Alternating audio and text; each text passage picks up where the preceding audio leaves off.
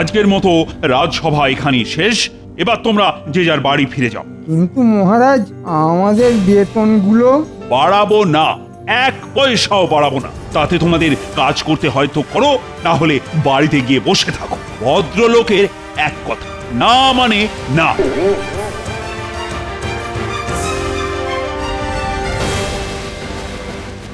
এবার কি হবে? বাজারে জিনিসপত্রের যা আগুন ছোঁয়া দাম। বেতন না বাড়লে এবার আমাদের বাজার করা বন্ধ হয়ে যাবে বলে মনে হচ্ছে। বেতন না বাড়লে ভাত ডাল ছেড়ে খেয়ে থাকতে হবে জল। বাবারে বাবা, এ একেবারে মরার কল। আমি তো চেষ্টা করলাম, কিন্তু মহারাজ যখন একবার না বলে দিয়েছেন, তখন সেটা হ্যাঁ আর হবে না। কে বলেছে হবে না? হাল ছেড়ে দিলে চলবে না। যে করেই হোক মহারাজের নাকে হ্যাঁ করাতেই হবে। ওই অমনি গোপাল নিজের বুদ্ধি ফলাতে শুরু করে দিয়েছে। শুনুন সবাই, আমি আপনাদের সবাইকে একটা বুদ্ধি দিচ্ছি। আগামীকাল যখন আপনারা রাজসভায় আসবেন, তখন মহারাজের জন্য কিছু একটা উপহার নিয়ে আসবেন। কেমন কেমন উপহার গোপাল? অন্যরকম উপহার, যেমনটা মহারাজ সচরাচর পান না। অন্যরকম উপহার? সেটা কোথায় কিনতে পাওয়া যাবে শুনি? কেনার কি দরকার, সেসব তো আপনাদের কাছেই আছে। আমাদের কাছে আছে? আগে হ্যাঁ, আপনারা যারা যে কাজে পারদর্শী, আগামীকাল রাজসভায় মহারাজকে সেই কাজটাই উপহার দেবেন। এই ধরুন, সভাকবি ভালো কবিতা লিখতে পারে, রাজবৈদ্য ভালো পাচন তৈরি করতে পারেন, সেনাপতি ভালো তলোয়ার চালাতে পারে। বুঝেছি গোপাল, বুঝেছি। হ্যাঁ হ্যাঁ, আমরা সবাই বুঝেছি। তোমার বুদ্ধিমতো চললে আমাদের বেতন বাড়বে বলছো? মহারাজকে খুশি করতে পারলে বেতন বাড়বে বই কি। গোপাল কথাটা নেহাত মন্দ বলেন। কয়েকদিন আগেই মহারাজ আমাকে বলছিলেন রাজ্যের শেষ প্রান্তে একটা ইদারা খোঁড়ার কথা। যাই গিয়ে বটা ঘটাকে কাজে লাগিয়ে দিই। আগামীকাল রাজসভায় মহারাজকে দেখাতে হবে আমি কত কাজ করি। ও মন্ত্রী মশাই, আরে চললেন কোথায়? কাজ করতে আমি কি তোমার মতন নাকি, যে খালি বসে বসে গুলতানি করব আর মাসের শেষে বেতন নিয়ে যাব? আমি হলাম রাজ্যের মন্ত্রী। আমার অনেক কাজ, বুঝেছো? চলি চলি।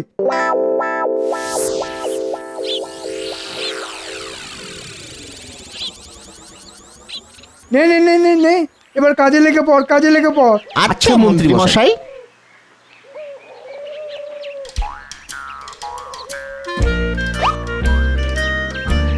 এবার বলুন তো জাহাপানা, এটা কি? এটা তো কমলা লেবু, ঠিক বললাম তো?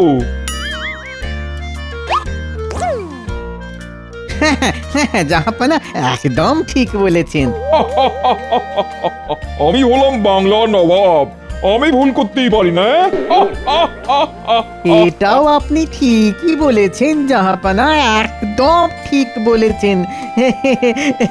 একদম ঠিক। তবে দুঃখ একটাই, কিছুতেই কৃষ্ণচন্দ্রকে কারাগারে ঢুকিয়ে কৃষ্ণনগর রাজ্যটা হাতিয়ে নিতে পারছি না। আমি বলি কি জাহাপানা, এত সহজে হাল ছেড়ে দেবেন না। যে করেই হোক আমাদের মহারাজ কৃষ্ণচন্দ্রকে কারাগারে ঢুকিয়ে কৃষ্ণনগর রাজ্যটা হাতিয়ে নিতেই হবে। ঠিক বলেছ উজির, আমি এত সহজে হাল ছেড়ে দেবো না। আগামীকাল সূর্যের আলো ফোটার সঙ্গে সঙ্গেই আমি কৃষ্ণনগরের উদ্দেশ্যে রওনা দেবো, এবং সূর্য ডুবে যাওয়ার আগেই কৃষ্ণচন্দ্রকে কারাগারে ঢুকিয়ে ছাড়বো, এই আমি বলে দিলাম। হ্যাঁ কেন জি, তোমার কি আমার উপর কোনো সন্দেহ আছে? না না,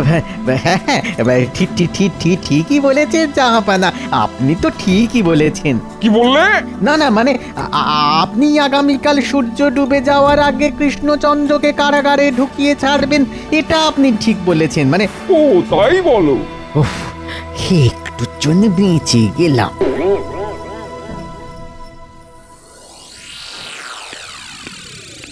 জয় মহারাজ কৃষ্ণচন্দ্রের জয়। জয় জয় মহারাজ কৃষ্ণচন্দ্রের জয়। বসো বসো বসো, সবাই যে যার আসনে বসো। কি ব্যাপার সেনাপতি?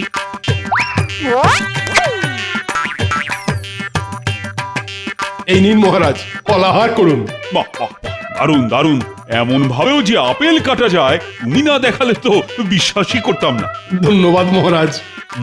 আহা, দারুণ দারুণ। সেনাপতি, আমি খুব খুশি হয়েছি। তাই আমি উপহার স্বরূপ তোমার বেতন 5 মোহর বাড়িয়ে দিলাম। এবার খুশি তো? খুব খুশি মহারাজ। মহারাজ, আমি আপনার জন্য এক বিশেষ পাচন বানিয়ে এনেছি। এটা খেলে আপনার বার্ধক্য ধারে কাছে আসতে পারবে না। হ্যাঁ, তার মানে আমি জীবনে কোনোদিন বুড়ো হব না? আগে না মহারাজ।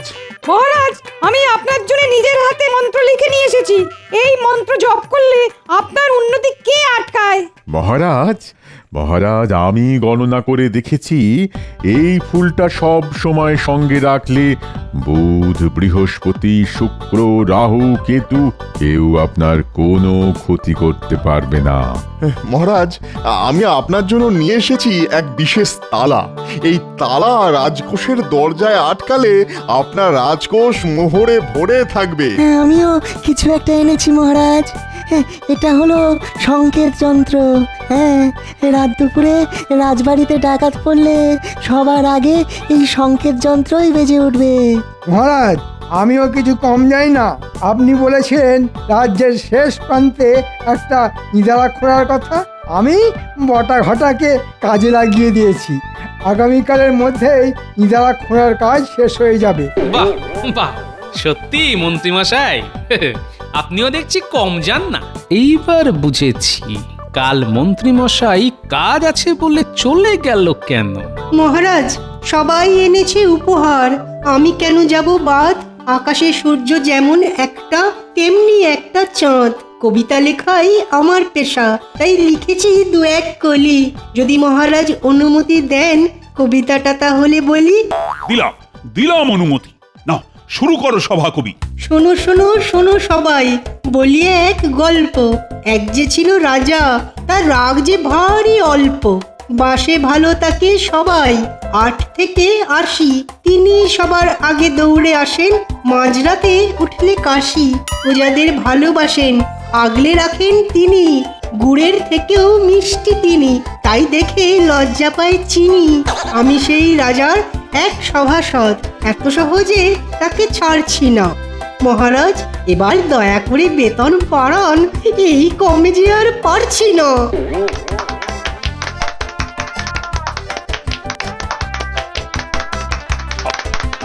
সাবাস সাবাস সভাকবি, সাবাস। তুমি একটা কবিতা দিয়ে আমার সম্পর্কে কত ভালো ভালো কথা বললে। শুনে আমার চোখে জল চলে এলো। আমি আমি অবশ্যই তোমাদের বেতন বাড়াবো। না না না না না, সবার নয় মহারাজ। গোপাল আপনার জন্য কিছুই নিয়ে আসেনি, তাই ওর বেতন বাড়াবেন না। হ্যাঁ, সত্যি তো গোপাল, সবাই আমার জন্য কিছু না কিছু নিয়ে এসেছে, একমাত্র তুমি ছাড়া। আগে সবাইকে এই বুদ্ধিটা কে দিয়েছে একবার জিজ্ঞাসা করে দেখুন না মহারাজ। এই রে, গোপালকে বলতে দিলে চলবে না, তাহলে মহারাজ সত্যিটা জেনে যাবে। আমি যদি গতকাল... চুপ করো গোপাল, আর অজুহাত দিও না তো। হ্যাঁ হ্যাঁ, এবারে সব বন্ধ করো। আমি সভাকবির কবিতা শুনে আপ্লুত এবং তোমাদের কাছ থেকে উপহারগুলো পেয়ে খুবই খুশি হয়েছি। তাই আমি ঘোষণা করলাম, আজ থেকে গোপাল বাদে সবার বেতন আমি 5 মোহর করে বাড়িয়ে দেব। এটা কিন্তু ঠিক করলেন না মহারাজ। কি ঠিক করেনি কৃষ্ণচন্দ্র? শুনি শুনি। নবাব বাহাদুর, আপনি? আগে সেটা মহারাজের মুখ থেকেই শুনুন না।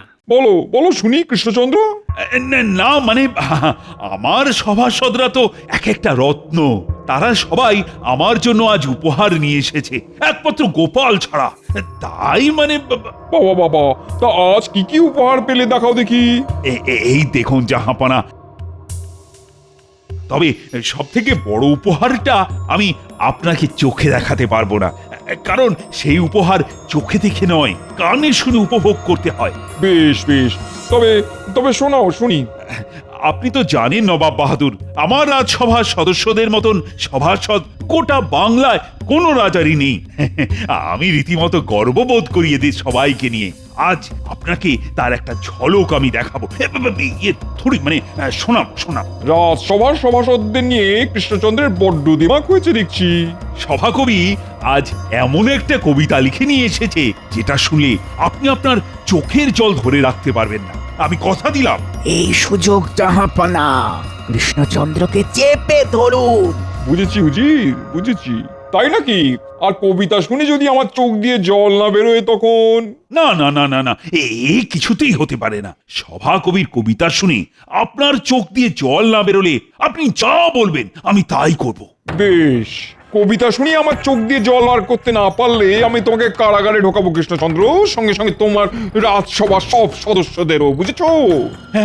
হ্যাঁ নয় হ্যাঁ, একটু আগেই তুমি বলেছো সভাকবির কবিতা শুনে আমার চোখ দিয়ে জল না বেরোলে আমি যা বলবো তুমি তাই করবে। নাও নাও এবারে বোঝো ঠেলা। একেই বলে গোদের উপর বিষ ফোঁড়া। মহারাজ, আপনি নিজের হাতে নিজের কবর খুঁড়লেন। তুমি চুপ করো না গোপাল। আমাদের সভাকবি কবিতা শুনিয়ে নিজের বেতন যখন বাড়াতে পেরেছে তখন নবাব বাহাদুরকেও নিশ্চয়ই কাঁদাতে পারবে। সভাকবি, শুরু করো তোমার কবিতা। হ্যাঁ হ্যাঁ, তবে করি শুরু। বুক করে দুরু দুরু। শোনো শোনো সবাই, বলি এক গল্প। এক যে ছিল রাজা, তার রাগ বড় অল্প। বাসে ভালো তাকে সবাই, 8 থেকে 80। তিনি সবার আগে দৌড়ে আসেন, মাঝরাতে উঠলে কাশি। প্রজাদের ভালোবাসেন, আগলে রাখেন তিনি। গুড়ের থেকেও মিষ্টি তিনি, তাই দেখে লজ্জা পায় চিনি। আমি সেই রাজার এক সভাসদ, এত সহজে তাকে ছাড়ছি না। মহারাজ, এবার দয়া করে বেতন বাড়ান, এই কমে যে আর পারছি না। দূর, চোখের জল তো এলোই না। এ তো তোমার জয়গান করছে, আমার কি? চলো কৃষ্ণচন্দ্র, এবার কারাগারে ঢুকবে, চলো। নবাব বাহাদুর, দয়া করে এত তাড়াতাড়ি কোনো সিদ্ধান্ত নেবেন না। আমি বলি কি, আপনি আমাদের একটা দিন সময় দিন। কি করবো জির? দিয়ে দিন সময়। আপনি তো জানেন আপনি না চাইলে আপনার চোখ থেকে এক ফোঁটাও জল পড়বে না, সে যত ভালোই কবিতা হোক না কেন। ঠিক বলেছো উজির, বরং সময় দিয়ে কৃষ্ণচন্দ্রকে একটু চাপে রাখা যাবে। ঠিক আছে, বেশ বেশ, আমি আজ কৃষ্ণনগরেই থেকে গেলাম। আগামীকাল কবিতা শুনে তবেই মুর্শিদাবাদে ফিরবো। চলো চলো উজির, চলো।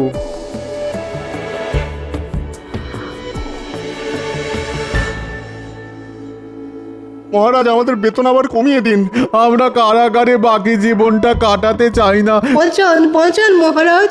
ওহ, আমি যে এবার কি করি? কি কুক্ষণে নবাব বাহাদুরের সামনে সভাকবির কবিতার প্রশংসা করতে গেলাম কে জানে। ওহ, এবার এবার তবে কি হবে? আমাকেও যে তোমাদের সাথে সারাটা জীবন কারাগারে কাটাতে হবে। নবাবকে কবিতা শুনিয়ে কাঁদাতে হবে। কবিতা, কান্না। এই গোপাল, এই গোপাল, এই কি ভাবছো গোপাল? ভাবছি কিভাবে নবাবকে কবিতা শুনিয়ে কাঁদানো যায়। এবার তুমি একটা উপায় খুঁজে বার করো না গোপাল, আমাদের বাঁচাও। হ্যাঁ গোপাল, বাঁচাও আমাদের। হ্যাঁ হ্যাঁ, বাঁচাবো বাঁচাবো, তবে একটা শর্তে। কি শর্ত গোপাল? আপনি সবাইকে 5 মোহর করে বেতন বাড়িয়েছেন, কিন্তু আমার বেতন 15 মোহর বাড়াতে হবে, আর মন্ত্রী মশাইয়ের বেতন 15 মোহর কমাতে হবে। হ্যাঁ নয় হ্যাঁ, একমাত্র এই শর্তেই আমি আপনাদের সবাইকে বাঁচাতে পারি। রাজি হয়ে যান মহারাজ, রাজি হয়ে যান। হ্যাঁ মহারাজ, শর্ত মেনে নিন। এরকম করো না গোপাল। কেন? আমার পিছনে লাগার সময় মনে ছিল না? মহারাজ বলুন, আপনি রাজি কিনা? হ্যাঁ, সবাই যখন বলছে তখন আমি রাজি। ব্যাস, আগামীকাল আমি বাড়ি থেকে কবিতা লিখে নিয়ে আসব, আর সেই কবিতা শুনে নবাব বাহাদুর কিছুতেই চোখের জল ধরে রাখতে পারবে না, এই বলে দিলাম। এখন আমি চলি মহারাজ, বাড়ি গিয়ে বুদ্ধির গোড়ায় একটু ধুলো দিতে হবে যে। আসি। হ্যাঁ, বলে কি গোপাল লিখবে কবিতা?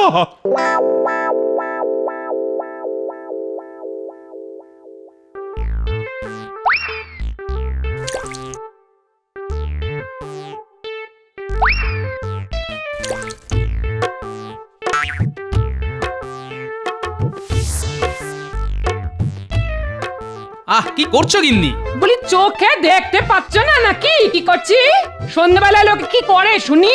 বেশ বেশ বেশ, সন্ধে দেওয়া হয়ে গেলে আমাকে একটু মুড়ি মেখে দিও তো। মহারাজ মহা বিপদে পড়েছেন বুঝলে। মুড়ি খেয়ে পেট না ভরালে মহারাজকে বাঁচানোর বুদ্ধি কিছুতেই মাথায় উঠে আসবে না। এ কি? যা, কি হলো গিন্নি? কি আবার হবে? প্রদীপের তেল শেষ। এই তোমাকে গতকাল বললাম না বাজার থেকে সর্ষের তেল নিয়ে এসো, এনেছিলে? এই রে, যা একেবারে ভুলে গেছি। ঠিক আছে গিন্নি, একদিন সন্ধ্যাবেলা প্রদীপ না জ্বালালে কিচ্ছু হবে না। তবে শুনে রাখো, একদিন সন্ধেবেলা মুড়ি মাখা না খেলেও কিছু হবে না। হ্যাঁ? নয়, হ্যাঁ, শুধু প্রদীপ জ্বালাতে নয়, মুড়ি মাখাতে গেলেও সর্ষের তেল দরকার। না না, আমি এক্ষুনি যাচ্ছি বাজারে। তুমি দাঁড়াও গিন্নি, আমি ছুটতে যাব আর দৌড়ে আসবো।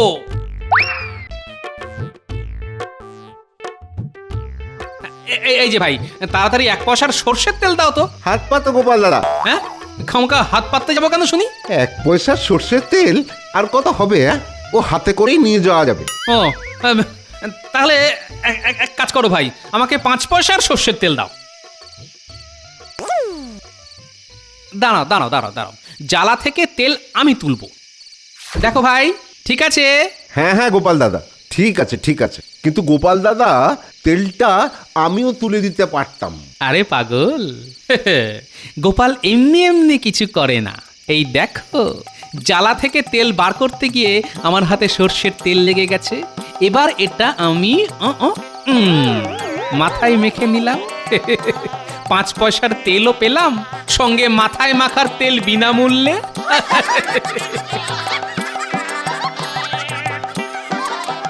হ্যাঁ সত্যি, গোপাল দাদার কত বুদ্ধি। এই নাও গিন্নি, বাজার থেকে একেবারে খাঁটি সর্ষের তেল নিয়ে এসেছি। যেমন ঝাঁজ তেমনি রং।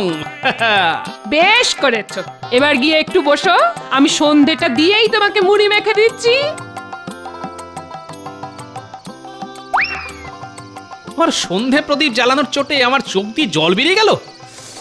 বাবা রে বাবা, সর্ষের তেলে ঝাঁদের চোটে চোখের জলে নাকের জলে এক হয়ে গেল।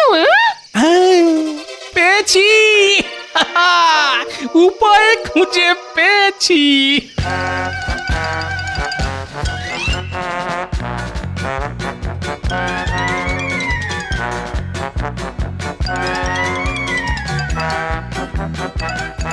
এই এই এই এই, কি করছো এটা তুমি? মহারাজ সমেত রাজসভার সব সদস্যদের কারাগারে বাকি জীবনটা কাটানোর হাত থেকে বাঁচাচ্ছি গিন্নি। এটাই হলো আমার মোক্ষম অস্ত্র। না, এবার মুড়ি খেয়ে কবিতাটাও লিখে ফেল। কাল একেবারে কাক ভোরে আমাকে একবার রাজবাড়ি যেতে হবে।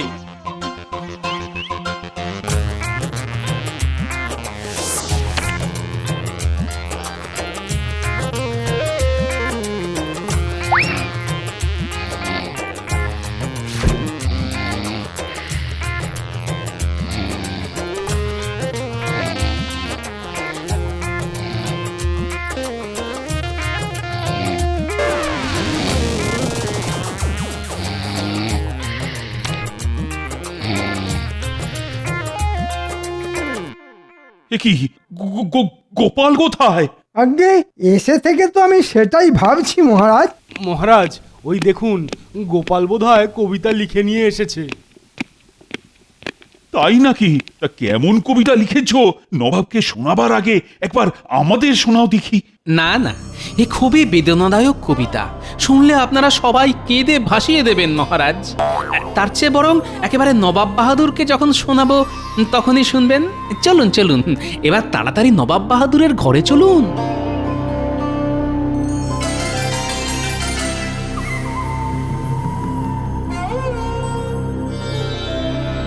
আমি এসে গেছি নবাব বাহাদুর, আপনাকে কবিতা শোনাতে। এই দাঁড়াও দাঁড়াও দাঁড়াও দাঁড়াও দাঁড়াও, আমি সবে স্নান সেরে বেরোলাম, আগে জামা কাপড় পরে তৈরি হইনি, এই তারপর তোমার কবিতা শুনবো। না না না, আমার কবিতা এখনই শুনতে হবে। আপনি বরং জামা কাপড় পরে তৈরি হতে হতে আমার কবিতা শুনুন। বেশ, শোনাও শুনি, তবে আমার চোখ দিয়ে এক ফোঁটাও জল পড়বে না, এ আমি আগে ভাগে বলে রাখলাম। সে তো সময়ই বলবে নবাব বাহাদুর। তবে শুরু করি আমার কবিতা। আমি গোপাল, আমি ভালোবাসি মাছের ঝোল, সামনে দাঁড়িয়ে নবাব, উনি চোখে পড়ে কাজল। এই এই আমি চোখে কাজল নয়, সুরমা পড়ি। তাই নাকি? তবে একবার পড়ে দেখান দেখি, আমি সেই ফাঁকে বাকি কবিতা পড়ে ফেলি। শুরু করি তবে। হ্যাঁ হ্যাঁ, শুরু করো শুরু করো। নবাব একজন ভালো মানুষ, নুন দিয়ে খান লুচি হঠাৎ করে লাফিয়ে ওঠেন পড়লে দাঁতে পাথর কুচি পাশে দাঁড়িয়ে উজির বেটা মুচকি মিচকি হাসে খাওয়ার পরে গাধার মতন মুখ ঘষে ঘাসে কি বললে আমি গাধার মতো ঘাসে মুখ ঘষি? এই গোপাল, এসব তুমি কি লিখেছো? কেন মহারাজ, বেদনাদায়ক কবিতা লিখেছি। তাকিয়ে দেখুন, আমার কবিতা শুনে নবাব বাহাদুরের চোখ দিয়ে কেমন টপ টপ করে জল পড়ছে। কি করছে নবাব বাহাদুর? গোপাল আমাকে অপমান করে কবিতা লিখেছে আর সেই শুনে আপনি কাঁদছেন? ওরে বাবা, হায় আল্লাহ, উফ কি ঝাঁজ, উফ কিসের ঝাঁজ জাহাপানা? চোখের জল কিছুতেই ধরে রাখতে পারছি না। আমার কবিতার ঝাঁজ। নবাব বাহাদুর আমার কবিতা শুনে কেঁদে ফেলেছেন। তার মানে আমাদের আর কারাগারে বাকি জীবনটা কাটাতে হবে না। কি মজা, আমরা বেঁচে গেলাম। ওরে, চোখে আমি সব ঝাপসা দেখছি কেন? উজির, আমাকে মুর্শিদাবাদে নিয়ে চলো। আমি এখানে আর এক মুহূর্ত থাকবো না। চলুন চলুন জাহাপানা, চলুন, এখানে আর থাকা উচিত না। চলুন চলুন চলুন।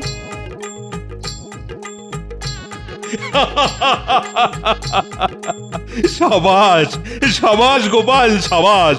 বলি, কি করে করলে এই অসাধ্য সাধন? আগে সব রহস্য এর ভেতরেই আছে মহারাজ। এটা তো সুরমা। আগে না, এটা হলো খাঁটি সর্ষের তেলের কালি। গতকাল রাতে প্রদীপের উপর পাতা ধরে এই কালি আমি সংগ্রহ করেছি। এই কালির এত ঝাঁজ যে নবাব বাহাদুর মুর্শিদাবাদে ফিরে গেল আজ দিনটা চোখে ঝাপসা দেখবেন। বুঝেছি গোপাল, বুঝেছি। তার মানে নবাব বাহাদুর চোখে জল তোমার কবিতা শুনে নয়, তোমার সংগ্রহ করা কালি মেখে এসেছে। একদম ঠিক ধরেছেন মহারাজ। মহারাজ, এবার আমার বেতনটা 15 মোহর বাড়িয়ে দেবেন তো মহারাজ? দেব দেব, আজ তুমি আমাদের সবাইকে বাঁচিয়েছ। আজ থেকে গোপাল ভাঁড়ের বেতন 15 মোহর বাড়লো, আর গোপালের দেওয়া শর্ত অনুযায়ী মন্ত্রীর বেতনও 15 মোহর কমলো। আরে, আমার বেতন কমে গেল। এবার আমার ট্যাক্স হয়ে যাবে খালি, হয়ে যাবে খালি।